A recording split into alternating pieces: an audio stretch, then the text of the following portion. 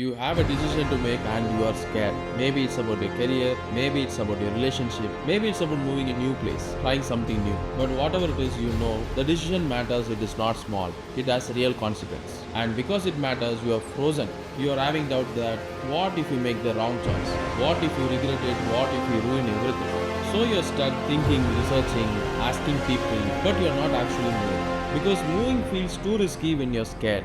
The fear is real and it is there for a reason, but it doesn't have to keep you stuck. In this video, I'm going to show you exact framework, a way to make decision when you're scared, and it actually works. Because I have used it and I watch other people using it. And it always leads somewhere, even if it's not what you expected. The problem. Here's why making scary decision is hard. When decision is small, it's very easy. You just pick, if it goes wrong, you just drop it out. It doesn't matter much. But when a decision is very big and scary, your brain goes doing something different. It goes into protection mode. It starts asking what if it's going wrong, and then your brain generates every possible disaster scenario. It's not being helpful, it's being protective. It feels like don't move, stay safe. And so you get stuck in the analysis paralysis. You research more, you ask people more, you think more. But thinking doesn't reduce fear, it increases it, because the more you think, the more scenarios you can imagine. The people who make big scary decisions aren't less scared from you. They are just using different process. A framework that they have when they use it when they are scared. And that's what I'm going to explain you today. Not how to remove fear, but how to make decision when you're having fear.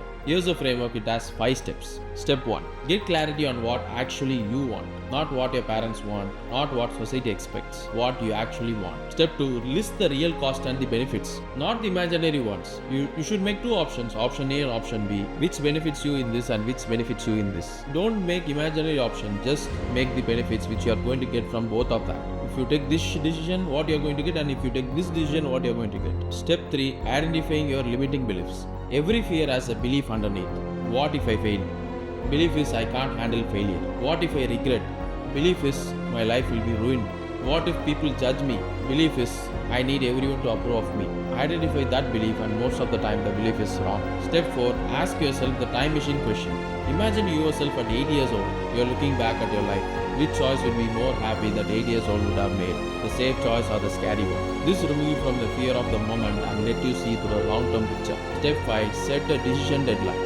Analysis paralysis, love the time. The more time you have, more it is going to make you delay. But decisions don't get better with thinking, they get worse. So pick a date, by this date I have to do this. And when the date comes, you decide, not perfectly, just decide. So let me tell you about someone who actually used this framework.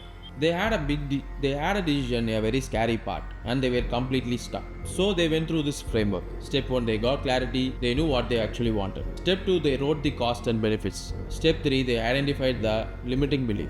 Step 4, they asked the time machine question. Step 5, they set a deadline and work on it. What happened? Did everything work out perfectly? No. Did it go exactly as planned? No. But did they move? Yes. Did they learn?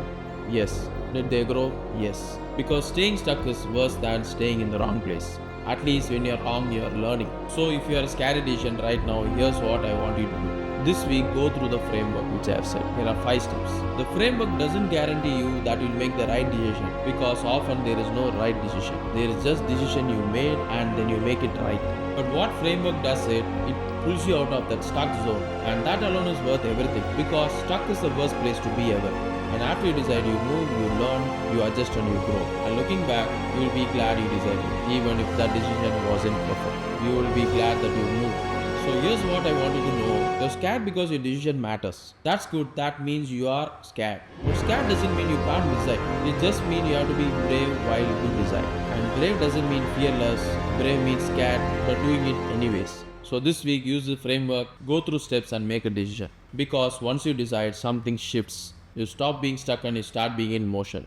And motion creates momentum. And momentums create clarity. And clarity creates a life that makes sense. So this is Dr. Kaushik. Tell me in the comments, what decision are you making right now? Name it, because naming it the first step to make the change. I'll see you in the next one.